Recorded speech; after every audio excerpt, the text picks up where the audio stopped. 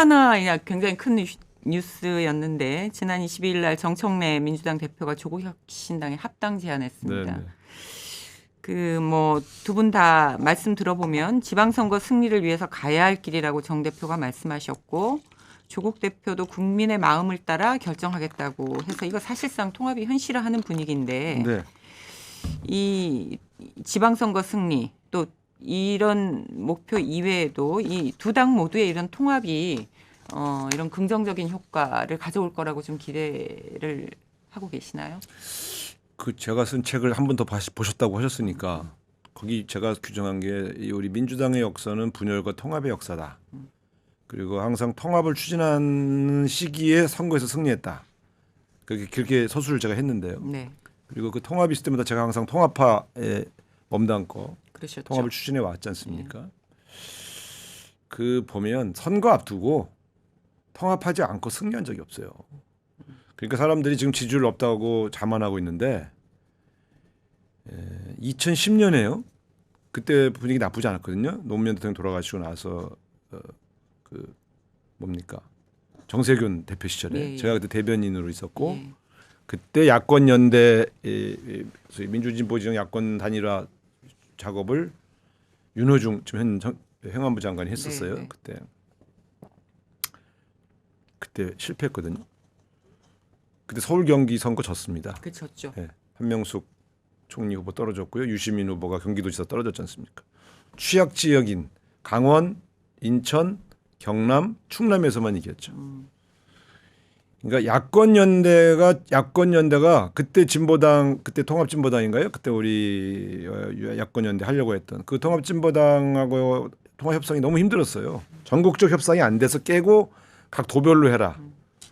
도별로 야권 연대 안 한 데는 다 떨어졌고요. 네. 유일하게 된 데가 야권 연대 한 데는 다 이겼고 야권 연대 안 한 데 6인데는 안희정 후보가만 충남에서 당선됐어요. 그러나 노무현 대통령 돌아가신 이후의 선거라는 점을 고려해야 되겠죠. 무슨 말씀이냐면 지금 조국혁신당보다 규모가 작은 정당하고도 야권 연대가 안 했을 경우에 지방선거에서는 졌다고요. 그때 심판원이 엄청났습니다. 이명박 심판원이. 그랬죠. 네. 선거는 이런 겁니다.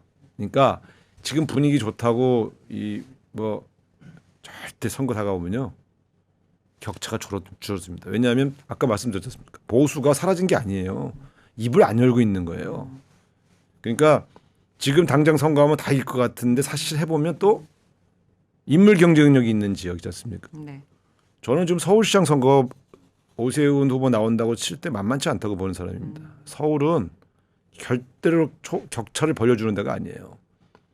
그러니까 이재명 대통령의 지지율로만 보면 서울 선거는 이긴 거죠. 정당 지지율로만 봐도 이긴 거죠. 그렇지가 않습니다. 인물 대비해보면 초경합이에요. 어떻게 조사하는 것에 따라 다르긴 하죠. 그래서 저는 그 선거를 앞두고 방심한 쪽은 무조건 진다. 방심이 곧 오만이다. 그래서 저는 선거 승리를 위해서도 단합돼야 되고 만약에 조국혁신당이요 이번 선거에서 후보를 탁 냈는데 지면 조국혁신당도 사실 살기가 힘들잖아요. 서로 살아야 돼요.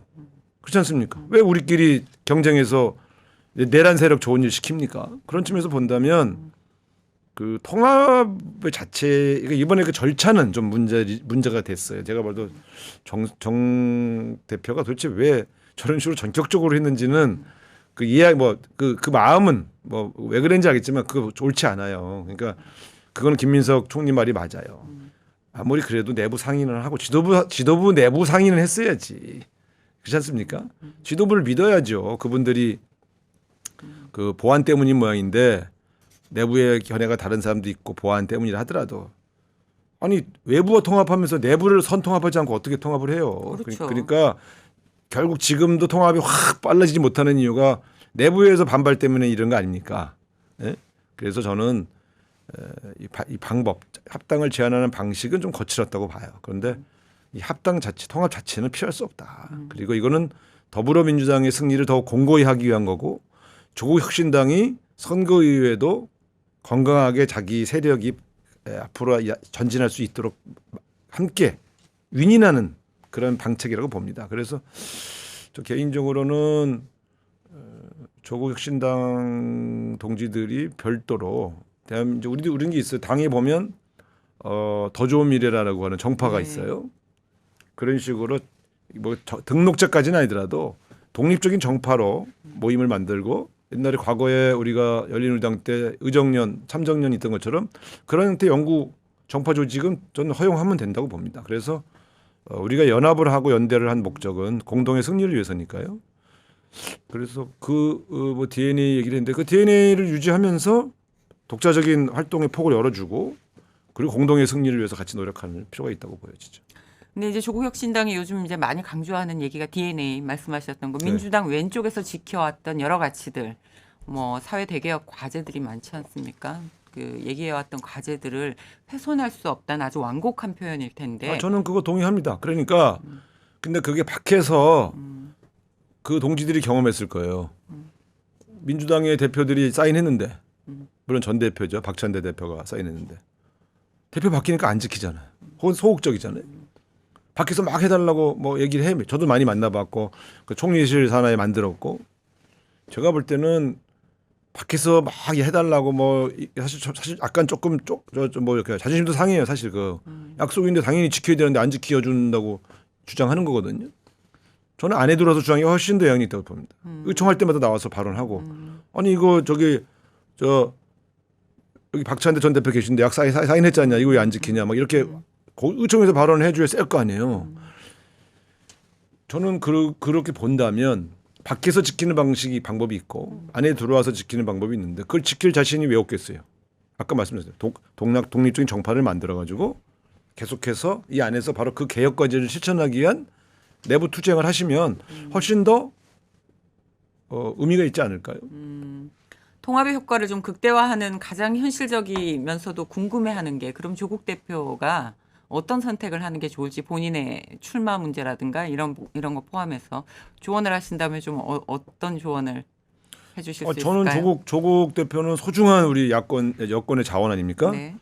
물론 이제 조국 대표에 대해서 여러 가지 또 뭐 불만이 있는 분들도 있죠. 그러나 정치적으로 소중한 자원인 건 틀림이 없어요. 그래서 저는 이분이 국회에 들어오는 게 맞다고 봅니다. 국회에 들어오는 게. 왜냐하면 정치 경험을 좀 해야 돼요. 그래서 국회의원으로서 너무 짧게 활동했잖아요. 그래서 네. 국회의원으로서 좀 활동을 하면서 잘 보시면 알지만 정치적으로 훈련되어야 이분이 지도자로서 성장할 수 있어요. 그런 측면에서 본다면 어디 단체장 나가야 된다 이런 사람도 있는데 저는 이분은 국회의원으로서 조금 더 긴 기간을 조금 활동을 하셔서 정치적으로 좀 더 다듬어져야 된다. 훈련되어야 된다. 그게 앞으로 대한민국의 미래에 도움이 된다. 이렇게 생각합니다. 정치 선배로서 조금 더 조언을 해주신다면 뭐 지역까지도 좀 정해주시죠. 그걸 제가 본인이 지역은 자기가 정하는 거예요. 정치인이 지역구를 남이 정해준 대로 가면은 그 정치인 여기가 좋을 것 같다. 뭐. 저는 부동산 중개소가 아닙니다. 네. 예, 또 광역단체 행정통합 관련해서 오늘 광주 전남 특별시가 특별법 내용이 이제 공개가 됐어요.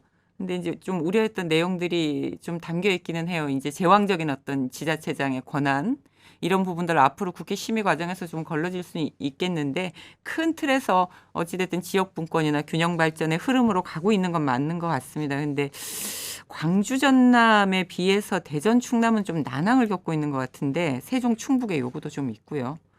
이게 예상대로 지방선거 전에 행정통합이 좀 완료되는 분위기인가요? 네, 제가 실무를 맡았던 거라서 네. 그러니까 아까 정치적 통합 문제도 제가 사실은 그 각 당 대표들을 계속 만났던 사안이고 또 이것도 제가 주관했던 사안이기 때문에 이게 정무수석실 산하 소관 업무예요. 그렇죠. 네, 그래서 제가 했는데 대통령이 이 결단을 내리게 된 과정은 이런 겁니다. 이 과감한 지방으로의 분권과 자치, 균형 성장 정책을 펴지 않는 한 대한민국의 이 수도권 집중에 따르는 폐해를 극복할 수 없다. 이게요. 어떤 사람들은 정략적으로 뭘 추진하고 있다고 얘기하는데 그렇지 않습니다. 이거는 국가 대전환 과제예요. 대통령이 작년까지는 정상화 회복과 정상화에 집중했다면 올해부터 대전환을 꿈꾸고 있지 않습니까? 대전환에 있어서 제일 중요한 거는 소위 국가 행정체계의 대전환을 지금 추진하는 겁니다. 그래서 근데 제일 먼저 대전 충청을 한 건 대전 충청은 시도의회에서 통과가 돼 있어서 국회에서 법만 통과하면 바로 통합이에요. 그리고 두 단체장이 합의가 돼 있었어요. 김태흠 지사가 나한테도 얘기했어요. 통합되면 자기가 양보하고 이장우 밀 거다. 지금 입장이 좀 바뀌었죠.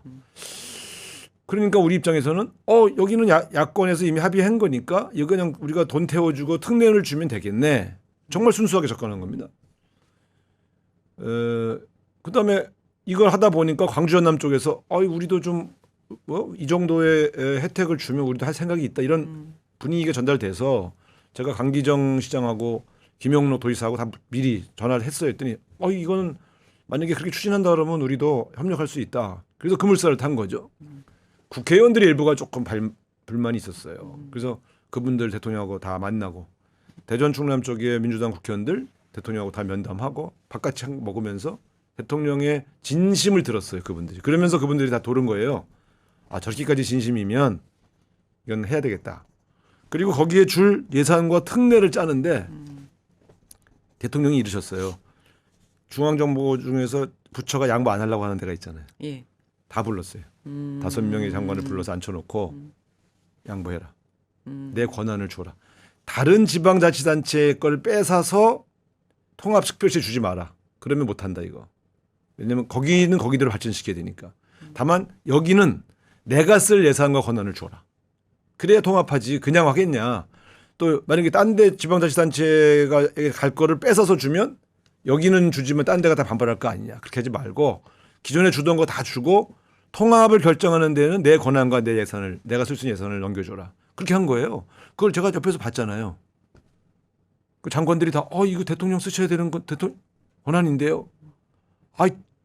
수도권 집중 막으려면 이런 것도 양보 내려놔야 됩니다. 대통령이 부처 장관들 설득해서 넘겨줬다니까요. 그래서 제가 이건 진심이에요. 근데 만약에 대구 경북이 한다? 대구 경북도 똑같은 조건을 줄 거고. 원래 부울경인데 부산 경남만 통합한다고 할 때 어떻게 할 거냐. 아직 제가 있을 땐 검토 안 했어요. 지금 대통령과 홍 수석이 어떤 검토를 하고 있는지는 제가 들은 바가 없습니다만 대전 충남도 원래는 대전 충남 충북을 같이 했으면 좋겠다. 세종은 행정 수도를 만들 거라서 조금 다른 얘기고요. 근데 그때 저희가 그런 판단했어요. 충북은 김영환 지사가 동의 안 할 것 같고 거기까지 끼는 얘기를 하다가 이게 우리 당이 아닌데 우리 당은 설득할 수 있는데 우리 당이 아닌 단체장을 우리가 어떻게 설득하냐. 그걸 하나의 변수로 넣으면 이거 무산된다. 그게 아니면 안 한다 그러면. 그러니까 이렇게 해놓고 하고 싶다 그러면 거기를 다시 더 추가로 껴주는 것까지는 모르겠는데 그걸 전제로 하면 무산된다. 그래서 실현 가능한 단계를 밟아 나가자 이렇게 결정된 겁니다. 그래서 이거는 2월 말 3월 초쯤에는요 준비된 데부터 그냥 국회에서 특별법 통과해서 바로 갈 겁니다. 뭐 크게 지방분권이나 균형 발전을 위해서 5국 3특의 흐름이라든가 행정통합도 뭐 실천적인 방향인데 뭐 그 흐름 자체는 동의하는 분들이 많은 것 같습니다. 그럼요. 다만 이제 뭐 주민투표가 아직 임의 규정이라든가 이제 속도보다는 좀 더 방향을 원칙적인 방향대로 좀 진행해야 된다라는 이 지적도 많은 일리는 있죠. 예, 일리는 그런 있는데 부분도, 예. 이제 이런 겁니다. 이번에 못하면 2030년에 해야 되거든요. 왜냐하면 이미 단체장이 뽑힌 데는 둘 중에 누구 하나를 그만두려 할 수가 없잖아요. 그러니까 2026년도 선거에서 통합 특별시장을 안 뽑으면 2030년에 뽑는데 그때 대통령 임기 말이에요. 그때 못해요. 하려면 지금 몇 개 해놓고 하니까 통합하니까 더 좋은데? 라는 걸 체험을 해야 딴 데가 따라오지. 제가 볼 때 보세요. 하겠다고 막 하다가도 우리가 하겠다고 그러니까 안 하겠다는 대전 충남 사례가 있잖아요. 이게 이렇게 미묘한 거예요. 그게 원칙적으로만 얘기할 문제가 아니고 지금 주민투표 언제 하고 어차피 6월 달에 못 해요 그러면? 지금 주민투표를 결정하자는 거는 올해 6월에 안 하지 말자는 소리거든요. 결과적으로는. 그러면 2030년에 하는 거예요. 2030년에 이재명 대통령 임기 말에 이 정도의 의지를 가진 대통령이 또 나온다고 저는 보지 않습니다. 저는 뭐 워낙에 조정자 역할을 잘 하시니까 정치라는 게 원칙과 현실 사이에 줄타기를 해야 되는 분야 아닙니까? 그러니까 큰 뭐 역할도 좀 하시고 이제 좀 그러시라는 말씀인 예. 거죠. 예. 근데 뭐 저도 이제 좀 대통령실 청와대에 근무하는 게 아니니까 뭐 지금 제가 그 조정하고 다닐 계제도 아니고 예. 저도 뭐 조그마한 꿈을 갖고 있으니까. 네. 우상호 정치인 뭐 우상호라는 이름 석자는 뭐 무게가 있잖아요. 네. 아니 어쨌든 오늘 뭐 여기서 대통령의 진심이 어디 있었는지를 제가 말씀드리려고 예, 그 사례를 예. 그 회의 장면까지 제가 말씀을 드렸죠. 통합은 먼저 결정하는 데가 훨씬 많은 혜택을 받게 될 텐데 그렇다고 해서 다른 지자체에 불리함이 생기는 건 아니에요. 상대적인 거니까 저길 더 주면 뭔가 내게 뺏긴 느낌이 들지 모르지만 그렇지 않습니다.